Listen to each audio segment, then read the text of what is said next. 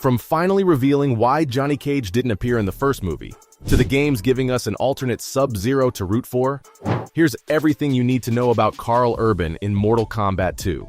First things first, I get why the filmmakers skipped over Johnny Cage in 2021's Mortal Kombat, even though the fans were upset about his absence.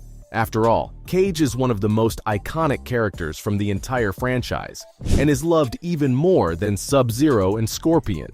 The thing is, director Simon McQuoid had a very good reason for keeping him out of the first movie. Apparently, he felt like Cage was just too big of a character, and he didn't want the brash movie star overshadowing the reboot of the film series. You see, the 2021 film wasn't the first big-screen adaptation of the beloved video games. Technically speaking, we already got a movie version back in 1995, along with a sequel named Mortal Kombat Annihilation in 1997. But the industry wasn't nearly advanced enough to handle all the heavy-duty effects, so the film was criticized for its poor graphics to no end.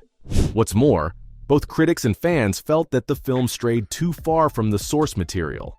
I mean, Sub-Zero and Scorpion were nothing like their video game counterparts, with some critics even calling their portrayals downright insulting.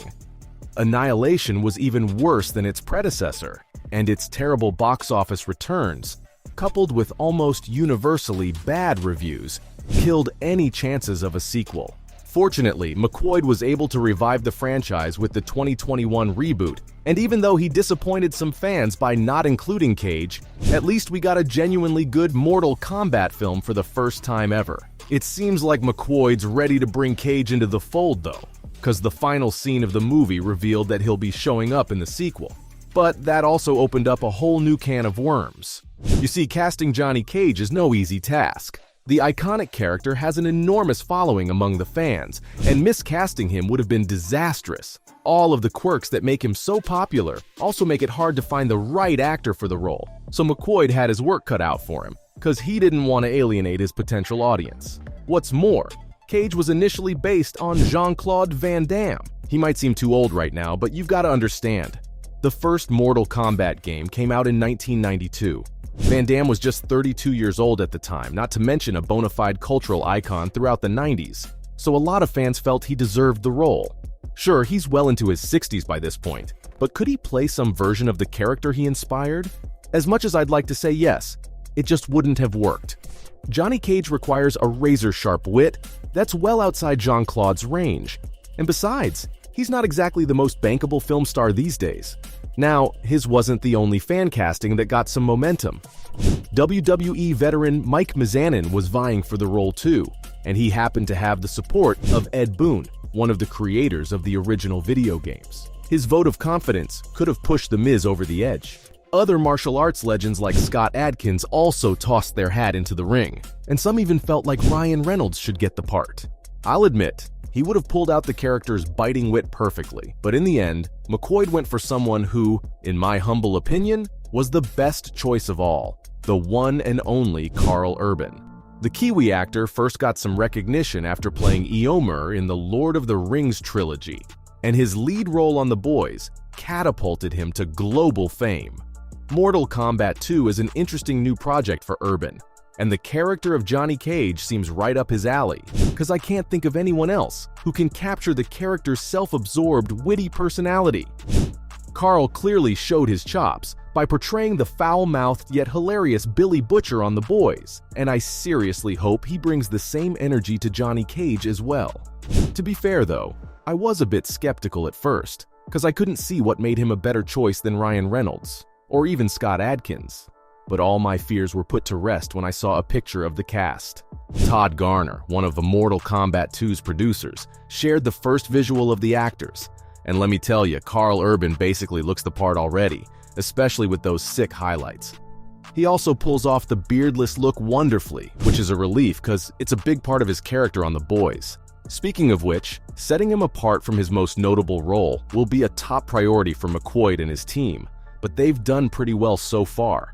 The fans, of course, went wild when they saw this photo, with many calling Urban the ideal casting choice. Even those that wanted The Miz to get the part couldn't help but admit how great Karl looked, so it looks like McQuoid's bet paid off. If there's one thing he needs to make Mortal Kombat 2 a success, It's the support of the fans, and from what I've seen, Karl's getting plenty of that. Of course, he's just one member of the ensemble cast, and I'm way more stoked about a certain villain who appeared to be dead in the first movie. I'll be honest, Sub-Zero might be my favorite character from the games, and I was kinda disappointed when Cole and Scorpion killed him. Luckily for us, that won't be the last we see of the super-powered ninja, because Joe Taslim signed a 5-movie deal. As long as the films get funding, you'll probably keep seeing his character show up in some way, shape, or form, and Garner basically confirmed he'll be in the sequel when he shared a picture of himself with Taslim. Now, you might be wondering how he'd come back from the dead, but that's nothing new for the Mortal Kombat franchise. Scorpion killed him in the games too, only for Quan Chi to bring him back from the dead. That's the same guy that resurrected Hanzo, by the way, and just like Hasashi became Scorpion upon his return, Bi-Han turns into a different character too. Instead of Sub-Zero, Bi-Han starts to go by Noob Saibot, and his icy blasts are swapped out with terrifying shadow magic. Noob Saibot can teleport, become invisible, and even create multiple variants of himself, which definitely comes in handy during combat. Personally, I can't wait to see this new version of Bi-Han come to life, because the first movie really did justice to Sub-Zero, and I think it's time we see a proper Noob Saibot on the big screen. That version in Annihilation was straight up traumatic to witness, so I really need Joe Taslim's brilliant acting to help me get over my PTSD. Also, if Bi-Han's coming back, that means we'll get to see his rematch with Hanzo. Is there any part of the franchise that's more iconic than Scorpion and Sub-Zero's rivalry? We got a glimpse of that in the first film, but it mostly covered new ground by introducing the characters and the setting. Hanzo and Bi-Han's feud kinda took a back seat, so their comeback in the next film might give us an actual encounter. Like, Hanzo didn't even get to beat him on his own. In their first fight at the start of Mortal Kombat, Bi-Han hadn't even taken the Sub-Zero moniker yet, and Hanzo was still just a regular samurai. As for that final fight, Scorpion didn't get to beat Sub-Zero on his own, cause he had his descendant Cole to back him up. With Hasashi becoming Scorpion towards the end of the movie, and Bi-Han returning with a new set of powers, the stage is set for their long-awaited one-on-one battle. But wait a minute, if Bi-Han's now Noob Saibot, does this mean we'll never see Sub-Zero again? It'd be a real shame given his place in the canon, but I do have some good news. In the games, there's actually 2 Sub-Zeros, with Bi-Han's brother, Kuai Liang, being the second person to take up the mantle. Now, what's interesting is that Liang doesn't fight for the Outworld like his brother. Instead, he's a warrior for the Earthrealm. There's no word yet about Kuai Liang appearing in Mortal Kombat 2, but I'm willing to bet he'll show up, if not in the sequel, then in some other installment down the line.